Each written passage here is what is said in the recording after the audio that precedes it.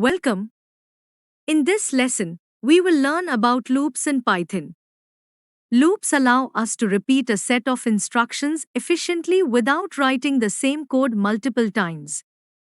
In this session, we will understand the concept of loops and how they are used in Python with simple examples.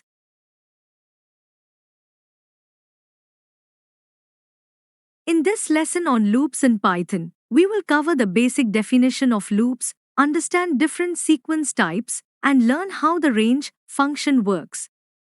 We will then study the for loop and while loop, followed by multiple programs and examples to help you clearly understand how loops are used in Python. A loop is used to repeat a set of instructions multiple times. In a program, when the same statements need to be executed again and again, we use loop constructs. A block of code that is executed repeatedly is called a loop.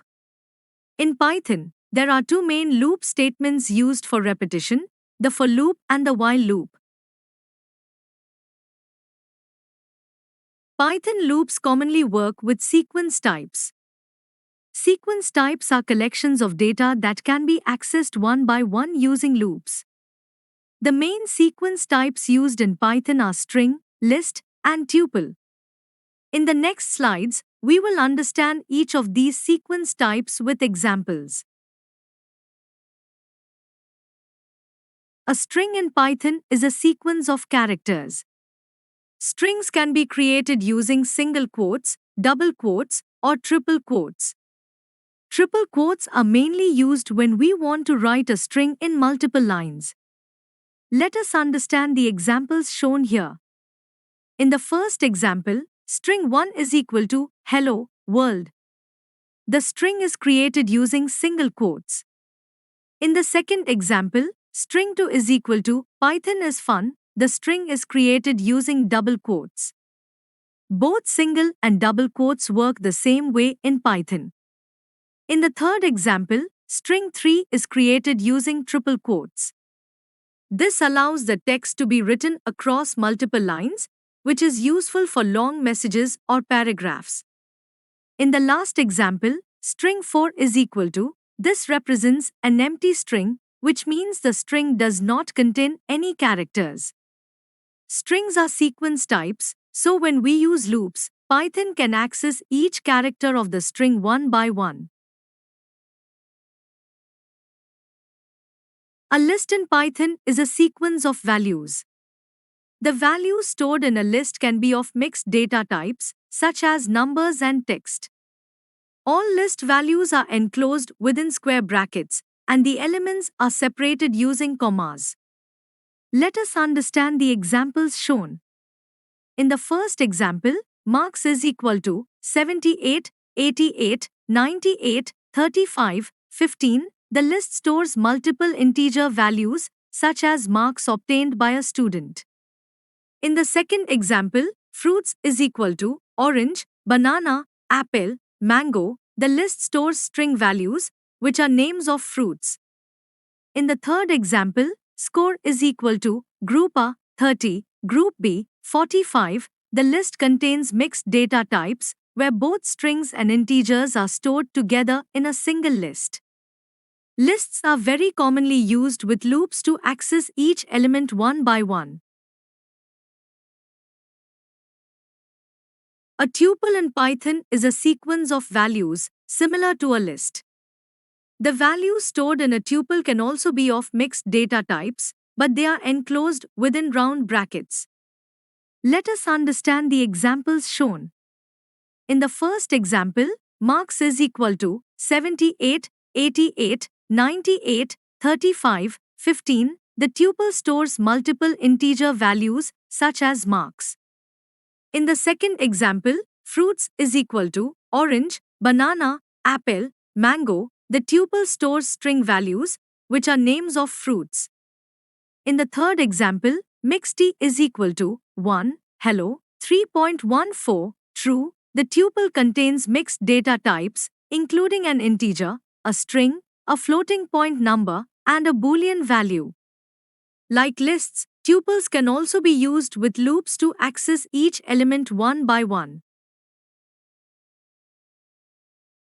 The range function is a built-in function in Python. It is mainly used to generate a sequence of numbers, especially while working with loops. The range function can take a maximum of 3 arguments.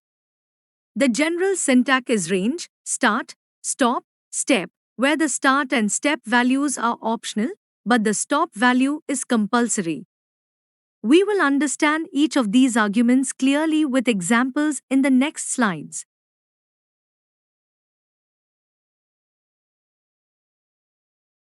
The range function works using 3 arguments: start, stop, and step. The start argument is optional. It specifies the starting value of the sequence. If it is not given, Python automatically starts from 0. The stop argument is compulsory. It defines the ending value of the sequence, but this value is not included in the output. The step argument is also optional. It specifies the difference between consecutive numbers in the sequence. If it is not mentioned, the default step value is 1. Let us understand the working of the range function using these examples. In range 5, only the stop value is given. The sequence starts from 0 by default and goes up to 4, excluding 5. In range 1, 10, the sequence starts from 1 and ends at 9, because the stop value is not included. In range 10, 21, 2, the sequence starts from 10, increases by 2 each time, and goes up to 20. In range 10, 0, minus 3, the step value is negative. So the sequence starts from 10 and decreases by 3 each time, giving the values 10, 7, 4, and 1. When we use the range function in Python, it generates a sequence of numbers. To view this sequence clearly, we convert it into a list using the list function. Here, list range 5 displays the values starting from 0 up to 4. List range 1, 10 shows numbers from 1 to 9. List range 10, 21, 2 displays numbers from 10 to 20, increasing by 2 each time. And list range 10, 0, minus 3 displays numbers starting from 10 and decreasing by 3 up to 1. These outputs clearly show how the start, stop, and step values affect the generated sequence. The for loop in Python is used to iterate over a sequence or a range of values. It allows the same block of code to be executed for each value in the sequence or range. The for loop is commonly used when we know in advance how many times the loop should run.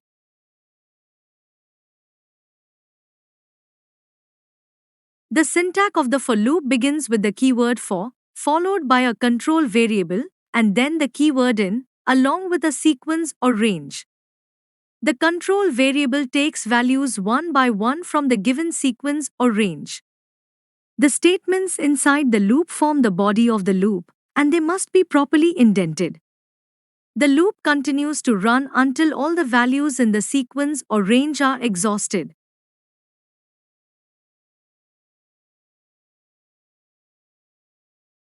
In this example, we are using a for loop with a list.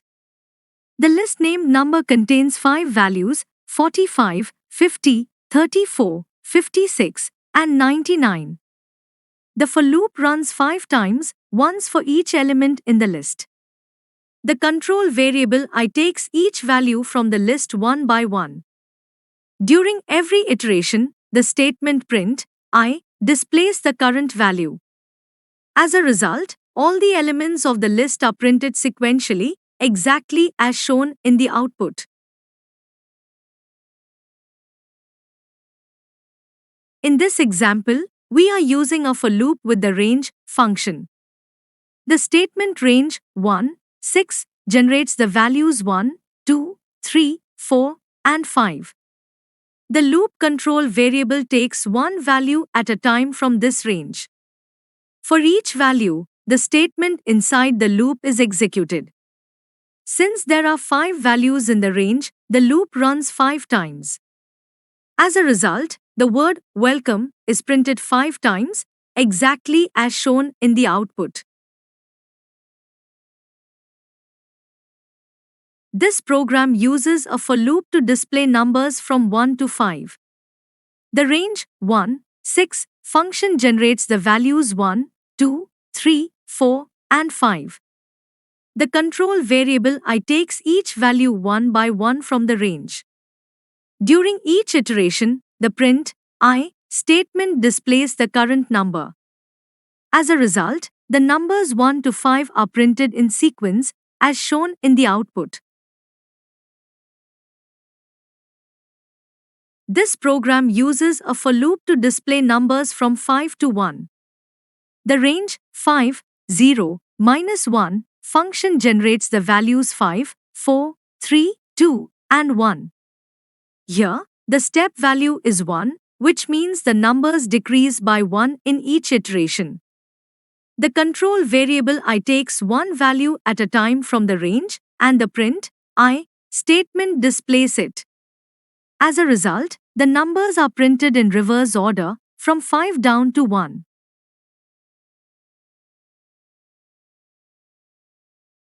This program uses a for loop to display the square of the first 5 natural numbers. In the first approach, range 1, 6 generates the values 1 to 5. During each iteration, the value of I is multiplied by itself using I asterisk I, and the result is printed. In the second approach, the value 5 is stored in the variable n. The loop runs from 1 to n plus 1, which again gives the values 1 to 5. Both approaches produce the same output 1, 4, 9, 16, and 25, which are the squares of the first 5 numbers. This program is used to display the multiplication table of a number entered by the user. First, the program accepts a number from the user using the input function and stores it in the variable num. The int function is used to convert the input into an integer. The for loop then runs from 1 to 10 using range 1, 11. During each iteration, the value of num is multiplied by the loop variable I. The print statement displays the multiplication in the format number multiplied by I equals the result. As a result, the complete multiplication table of the given number is displayed. In this program, the user is asked to enter a number. Here, the input given is 2. The for loop runs from 1 to 10 using range 1, 11. During each iteration, the entered number is multiplied by the loop variable I. The print statement displays the multiplication in a proper table format, showing the number, the multiplier, and the result. As shown in the output, the multiplication table of 2 is displayed from 2 times 1 equals to up to 2 times 10 equals 20. This program is used to display all the even numbers from 1 to 10. First, the value 10 is stored in the variable n. The for loop runs from 1 to n, that is, from 1 to 10. Inside the loop, the condition I%2 is equal to 0 is checked. This condition ensures that only numbers divisible by 2, which are even numbers, are selected. Whenever the condition is true, the value of I is printed. As a result, the output displays the even numbers 2, 4, 6, 8, and 10. This program is used to display the series 1, 2, 3, 4, and 5 in a single line. First, the value 5 is stored in the variable n. The for loop runs from 1 to n, that is, from 1 to 5. Inside the loop, a condition checks whether the current value of I is not equal to n. If it is not the last number, the value is printed using print (i(n) is equal to, which keeps the output on the same line and adds a comma. When the last value is reached, it is printed normally without a comma. As a result, the series 1, 2, 3, 4, 5 is displayed correctly in one line.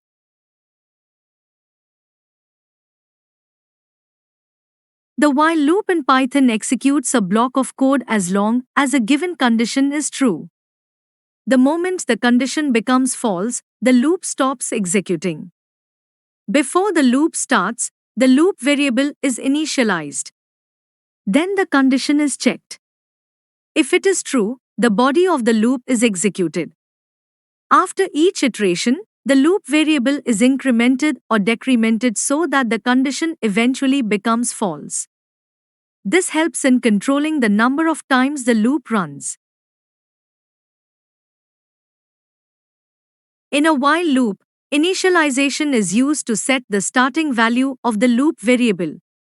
The condition decides whether the loop will execute or not. The body of the loop must be properly indented, as it contains the statements to be repeated. The increment or decrement of the loop variable is very important because it helps avoid an infinite loop. If the condition in a loop never becomes false, the loop continues to run forever. Such a loop is called an infinite loop. Infinite loops usually occur when the loop variable is not updated properly. Therefore, it is important to always include a correct increment or decrement in a loop.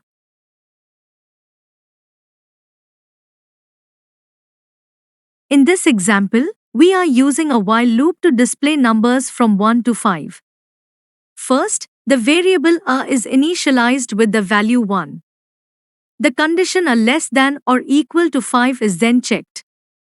As long as this condition is true, the loop continues to execute. Inside the loop, the current value of a is printed. After that, the value of a is increased by 1 using a is equal to a plus 1. When the value of a becomes greater than 5, the condition becomes false and the loop stops. As a result, the output displays the numbers 1, 2, 3, 4, and 5. This program uses a while loop to display the series of numbers from 1 to 5. The variable a is first initialized with the value 1. The loop condition a less than or equal to 5 is then checked. As long as this condition remains true, the loop continues to execute. Inside the loop, the current value of a is printed. After each iteration, the value of a is increased by 1. When a becomes greater than 5, the condition becomes false and the loop stops. As a result, the output displays the numbers 1, 2, 3, 4, and 5, each on a new line. This program uses a while loop to display the series of numbers from 5 to 1. The variable a is initialized with the value 5. The loop condition a greater than or equal to 1 is checked. As long as this condition is true, the loop continues to run. Inside the loop, the current value of a is printed. After each iteration, the value of a is decreased by 1 using a is equal to a minus 1. When a becomes less than 1, the condition becomes false and the loop stops. As a result, the output displays the numbers 5, 4, 3, 2, and 1, each on a new line. This program uses a while loop to display all the odd numbers from 1 to 10. The variable p is initialized with the value 1, which is the first odd number. The loop condition p less than or equal to 10 is checked, and the loop continues as long as this condition is true. Inside the loop, the current value of p is printed. After each iteration, the value of p is increased by 2, so that only odd numbers are generated. When p becomes greater than 10, the condition becomes false and the loop stops. As a result, the output displays the odd numbers 1, 3, 5, 7, and 9. This program uses a while loop to calculate the sum of numbers entered by the user. Initially, the variable sum is set to 0 and the variable choice is set to y. The while loop continues to run as long as the user enters y or y. Inside the loop, the program asks the user to enter a number. The entered number is added to the variable sum. After that, the user is asked whether they want to continue entering numbers. If the user enters y, the loop continues, otherwise, the loop stops. Finally, when the loop ends, the program displays the sum of all the numbers entered by the user. In the sample output shown, the numbers entered are 12, 10, and 30, and their total sum is 52.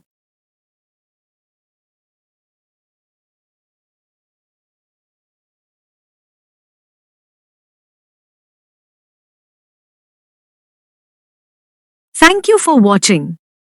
If you found this lesson helpful, please like, share, and subscribe to my channel for more such videos.